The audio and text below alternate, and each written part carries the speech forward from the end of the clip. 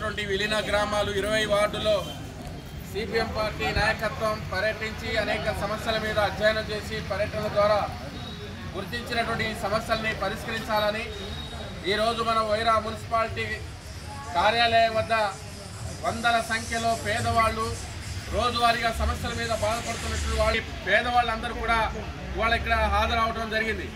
ఇవాళ మేము ప్రధానంగా డిమాండ్ చేసేది తెలంగాణ రాష్ట్ర ఇవాళ అసెంబ్లీ ప్రారంభమైంది.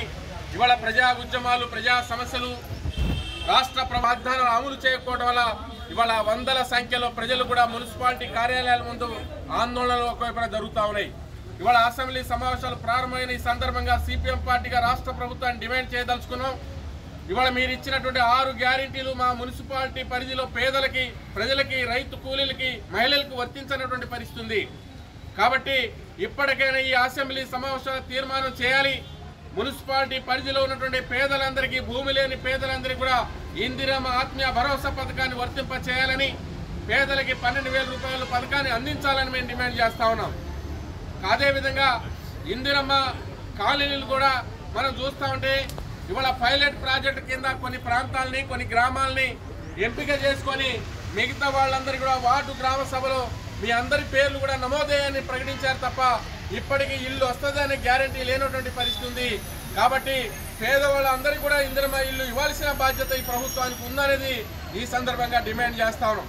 అదేవిధంగా వైరా మున్సిపాలిటీ పరిధిలో ఇవాళ డ్రైనేజ్ వ్యవస్థ ఎక్కడ కూడా పార తీసి మట్టి తీసే పరిస్థితి మున్సిపాలిటీలో ఎక్కడ కనబడలేదు.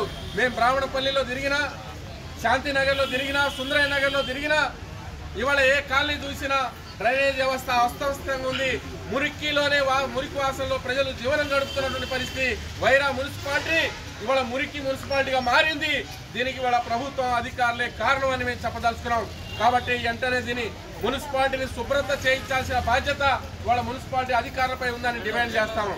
అదేవిధంగా ఇవాళ రేషన్ కార్డు లేక అనేక మంది పేదవాళ్ళు ఉన్నారు. అదేవిధంగా ఇవాళ ఇందిరమ్మ కాలనీ అక్కడ ఇల్లు గుడిసెలు కట్టుకున్న పేదవాళ్ళు ఇంటి నెంబర్లు ఇవ్వరు. అదేవిధంగా వర్షాకాలం వరద వస్తే అక్కడ పూర్తిగా వరదలో మునిగిపోయేటువంటి గుడిసెలు ఉన్నాయి. వాళ్ళందరికీ కూడా పక్కకి తీసుకొచ్చి వారం 10 రోజులు ఉంటా ఉన్నారు. ఎందుకని మున్సిపాలిటీ అధికారులు కోట్ల రూపాయలు వచ్చే వాటిలో ఇందిరమ్మ కాలనీకి సంబంధించినటువంటి సైడ్ వాళ్ళు ఎందుకు నిర్మించారు? అదేవిధంగా మనం చూస్తే ఇప్పుడే బ్రాహ్మణపల్లిలో ఉండేటువంటి మహిళలు వాళ్ళ ఇళ్ల జాగా లేక ఇక్కడ వందల వేల మంది ఇవాళ అద్దె ఇళ్లలో ఉంటున్నారు. అందుకోసం అద్దె కట్టలేని పరిస్థితి, ఒకవేళ ఉపాధి దొరకనటువంటి పరిస్థితి. కేంద్రం బీజేపీ ప్రభుత్వం ఉపాధి పని మున్సిపాలిటీలో రద్దు చేస్తుంది. రాష్ట్ర ప్రభుత్వం మాత్రం దీని మీద ఏ ఆలోచన చేయకుండా చేస్తూ ఉంది. అందుకోసం ఉపాధి హామీ పనులు కల్పించాలి. ఇప్పుడే అదేవిధంగా వీధి లైట్ల సమస్య ఉంది. తాగునీరు మాత్రం అందించినటువంటి పరిస్థితి 4 రోజులకు ఒకసారి వస్తూ ఉంది.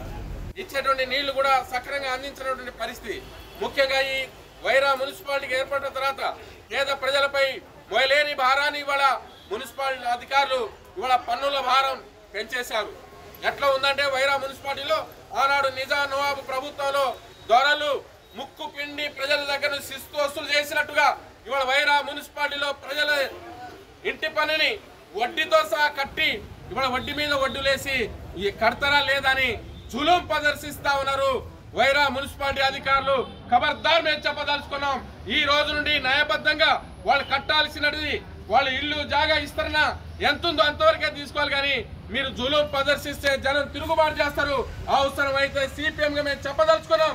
మీరు ఇట్లాంటి జులుం ప్రదర్శిస్తే రేపు ఇంటి పనులు కూడా కట్టరు. అందుకోసం వాళ్ళు పేదవాళ్ళ రెక్కల మీద